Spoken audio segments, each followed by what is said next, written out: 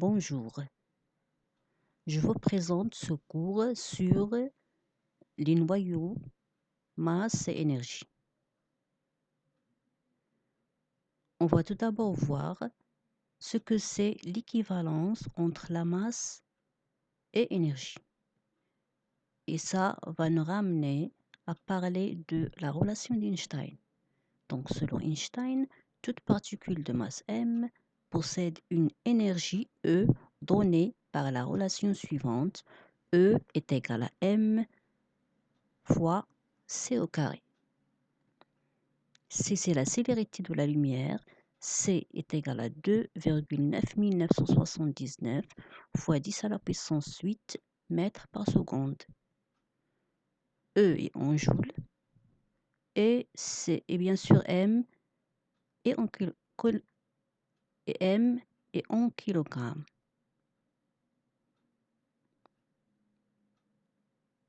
Donc c'est ce qu'on appelle donc la relation d'Einstein qui traduit l'équivalence entre la masse et l'énergie. Maintenant, on va voir les unités de masse et d'énergie.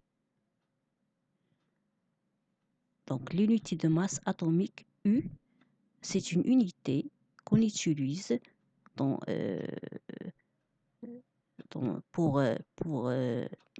c'est-à-dire pour mesurer la masse du noyau, puisque les masses du noyau sont très très très petites, alors on doit utiliser une unité qui est adéquate et qui va convenir à mesurer ces masses. Donc ce qu'on appelle donc l'unité de masse atomique, donc de symbole U.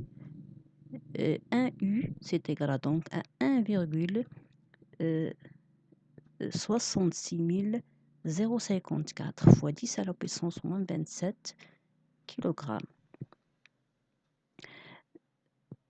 Donc, l'unité maintenant qu'on utilise, c'est l'électron-volt, puisque le joule, c'est une unité qui est inadaptée, trop grande pour mesurer les énergies pour les noyaux.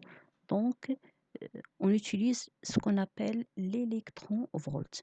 Donc, un électron-volt, c'est 1,602 177 fois 10 à la puissance moins 19 joules. On a aussi le méga-électron-volt. Donc, un méga-électron-volt, c'est 10 à la puissance 6 électron-volts qui est égal à 1,602 177 fois 10 moins 13 joules.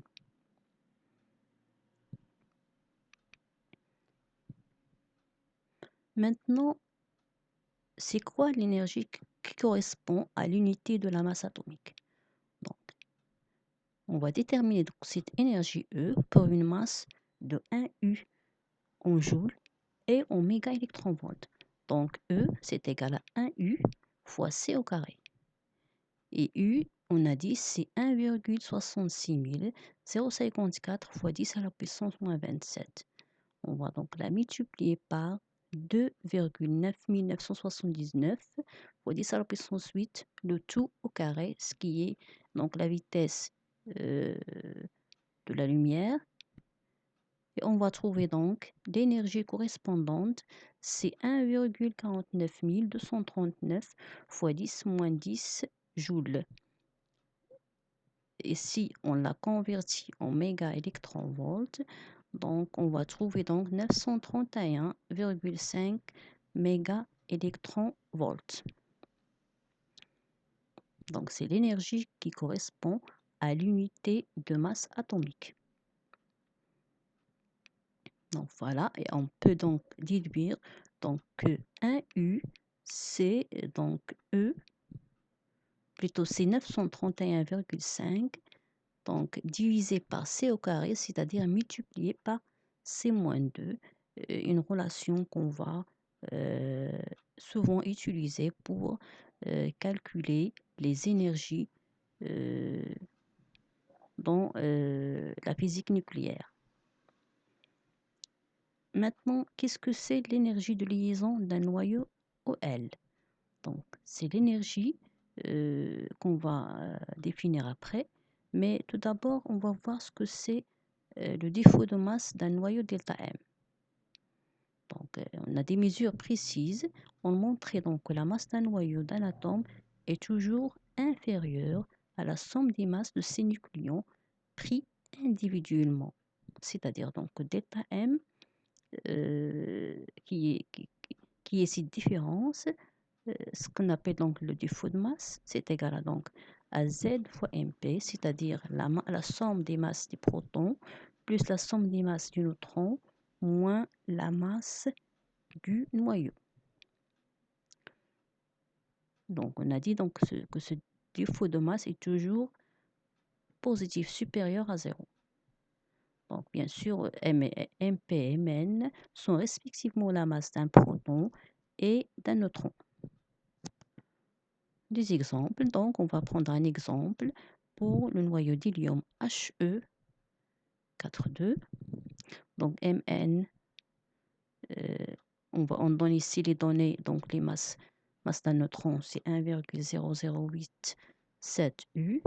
La masse du proton, c'est 1,0073 U.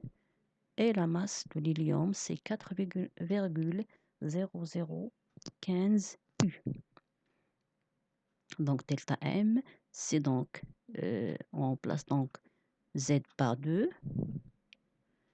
On a donc A moins Z, c'est-à-dire 4 moins 2, c'est 2, moins la masse du noyau. On remplace chaque c'est-à-dire chaque partie par sa valeur. On trouve donc delta M pour le noyau d'hélium, c'est 3,05 fois 10 moins 2 U.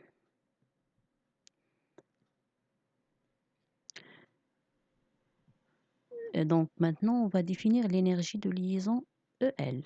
Donc c'est l'énergie de liaison d'un noyau que l'on note EL, c'est l'énergie que le milieu extérieur doit fournir à un noyau X à Z qui est au repos pour le dissocier en nucléons séparés au repos. Donc, c'est par définition. Donc, EL, c'est delta M fois C au carré. On remplace donc delta M par son expression fois C au carré. Donc, EL, c'est supérieur donc à 0, bien sûr, puisque delta M est supérieur à 0. Et on a ici C au carré, donc le carré d'un nombre est toujours positif. Donc, EL supérieur à 0. Exemple, donc, toujours pour le noyau d'hélium He42. Donc, on va calculer EL, c'est delta M fois C au carré. Donc, on va remplacer donc chaque partie par sa valeur, bien sûr, puisqu'on a déjà calculé delta M précédemment. Donc, on va remplacer ici delta M. Ici, C au carré, donc c'est 3,05 fois 10 moins 2 fois 931,5 mégaélectronvolts fois C moins 2. Je l'ai dit tout à l'heure, on va remplacer toujours U par cette valeur-là pour obtenir donc l'énergie en mégaélectronvolts, puisqu'on a ici C moins 2 fois C au carré, donc on obtient donc EL, c'est 28,41 mégaélectronvolts.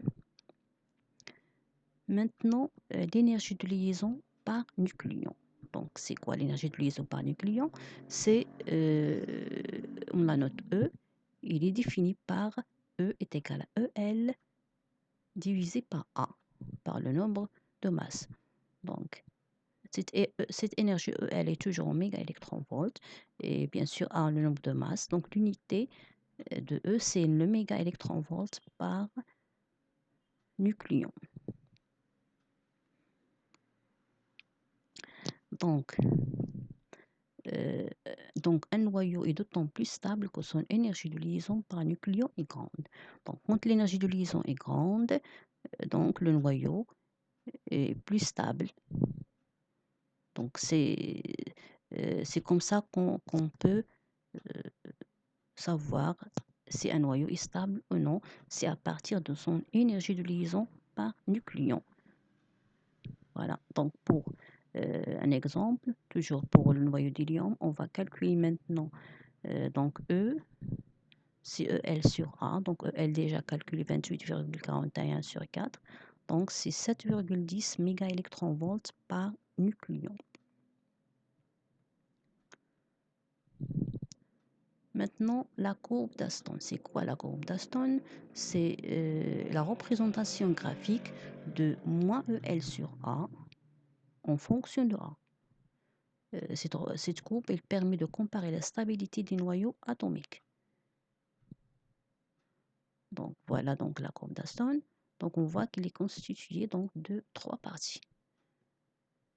Les noyaux stables qui se situent donc entre 40, entre A, c'est-à-dire pour les noyaux qui ont A entre 40 et 195, on a donc les noyaux qui sont stables. Pour donc les noyaux qui ont donc A inférieur à 4, c'est-à-dire les plus légers, donc la réaction de fusion, on aura donc les réactions de fusion nucléaire. Et pour, bien sûr, A supérieur à 195, c'est-à-dire des noyaux qui sont donc grands, très grands, plus lourds, donc on aura donc les réactions de fusion nucléaire. Donc, c'est quoi donc fission et fission nucléaire? Donc, on va tout d'abord définir la fission nucléaire. Donc, la fission nucléaire, c'est une réaction nucléaire provoquée au cours de laquelle un noyau lourd éclate généralement en deux noyaux plus légers, donc sous l'impact d'un neutron thermique. Donc, voilà, on prend un exemple pour la fission de l'uranium. Donc, on aura donc le noyau d'uranium qui va se fusionner, qui va donner deux noyaux plus 3 neutrons. Donc, c'est ce qu'on appelle donc la fission nucléaire. Donc, c'est une réaction qui enchaîne. C'est quoi une réaction en chaîne? C'est-à-dire, elle produit des neutrons qui peuvent provoquer d'autres réactions de fission. Cette réaction de fission doit être contrôlée pour qu'il ne soit pas explosif. Donc, le cas de la bombe A. Donc, lorsque la fission est contrôlée, c'est le cas des réacteurs nucléaires. Donc, une réaction en chaîne doit être contrôlée et quand la fission est contrôlée, c'est ce qu'on appelle donc, comme je l'ai déjà dit, donc les réacteurs nucléaires. La fusion nucléaire. Donc, c'est différemment de ce que c'est la fission. Donc, deux noyaux maintenant, ils sont légers, ils vont fusionner pour former un noyau qui est plus lourd. Exemple, donc, le noyau donc, H2 plus HO1 va donner donc l'hélium 3,2. Donc, cette fusion n'est possible que si les deux noyaux possèdent une grande énergie cinétique. Pourquoi? Pour vaincre donc les forces de répulsion électrique. Donc, pour vaincre les forces qui sont des forces de répulsion entre ces deux noyaux. Donc, dans ce cas-là, on aura donc la fusion nucléaire. La fusion se produit dans une bombe thermonucléaire. Donc, une bombe thermonucléaire, ce qu'on appelle aussi bombe H. La fusion nucléaire est incontrôlée et explosive. Donc, c'est le contraire de la fission, c'est-à-dire la fusion, elle est incontrôlée et explosive. Donc, maintenant, on va voir ce que c'est le bilan énergétique d'une réaction nucléaire. On va prendre dans le cas général une transformation nucléaire quelconque. Donc voilà.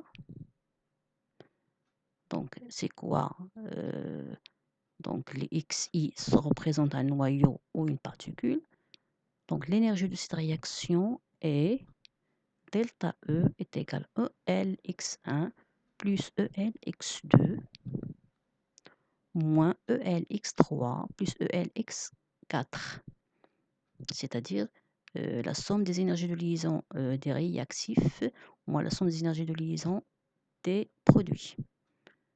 Et on sait déjà, c'est-à-dire les deux lois de Sodé, Z1 plus Z2 égale à Z3 plus Z4, et A1 plus A2 est égal à 3 plus A4, c'est-à-dire en tenant compte de ces deux lois, conservation de charge et conservation de masse, on va obtenir donc delta E, bien sûr, en remplaçant L par la valeur de l'énergie de liaison, c'est-à-dire ZMP plus A moins Z fois Mn, moins la masse de X. Pour chaque XI, on va arriver donc à trouver cette expression qu'on utilise toujours pour calculer le bilan énergétique d'une réaction nucléaire. Donc, ceci implique donc que delta E, c'est M produit, donc c'est la masse des produits moins la masse des réactifs fois C au carré. Et qu'on note aussi delta M, c'est pas le défaut de masse dans ce cas. Delta M, c'est la masse des produits moins la masse des réactifs. Donc, on va voir pour la fission, le bilan énergétique de la fission. Donc, on va prendre l'exemple de tout à l'heure. Et voilà donc l'énergie produite au cours de cette réaction nucléaire, c'est E delta M fois C au carré. Donc, c'est la masse des produits, voilà, de CS, plus la masse de RB, plus 3 fois la masse du neutron, moins la masse de l'uranium, plus la masse du neutron, le tout fois C au carré.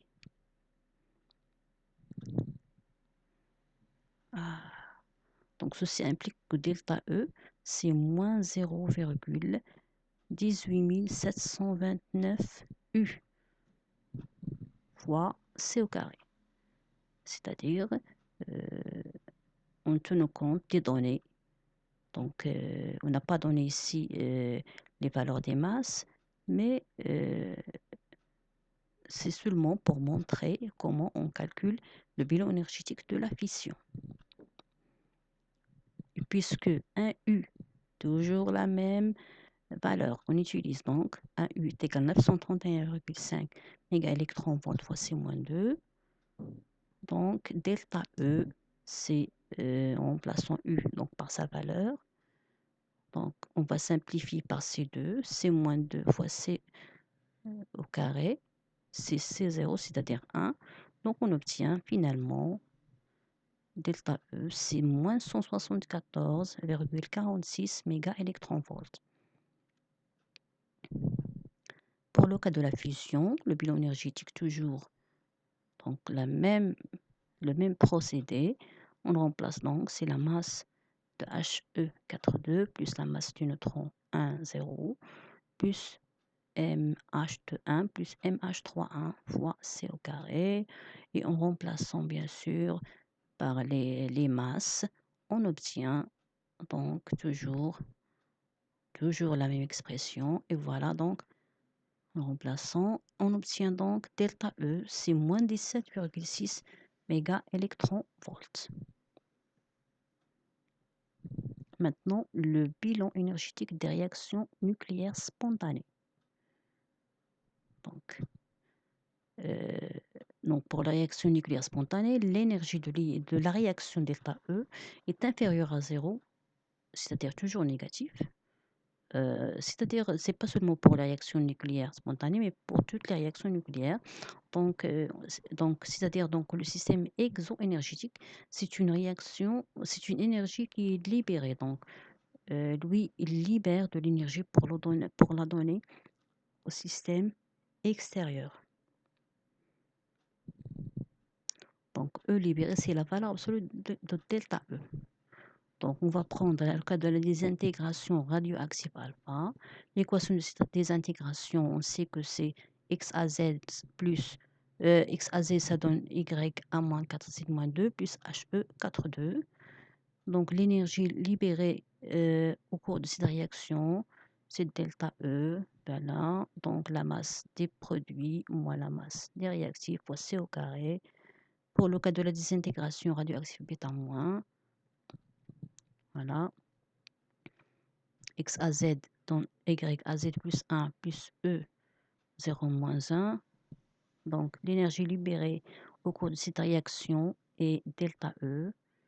My à Z plus 1 plus Me 0 moins 1 moins mx à Z. Le tout, c'est au carré. Pour la désintégration radioactive bêta plus, la même chose. Donc, l'énergie libérée au cours de cette réaction, c'est delta E. Donc, la masse des produits moins la masse des réactifs fois C au carré. Donc, voilà, on va voir une remarque qui est très importante. Donc, au cours de réaction nucléaire, l'énergie libérée se transforme en une autre énergie qui est l'énergie cinétique qui est reçue par le noyau fils et les particules émises. Donc, les noyaux fils, c'est-à-dire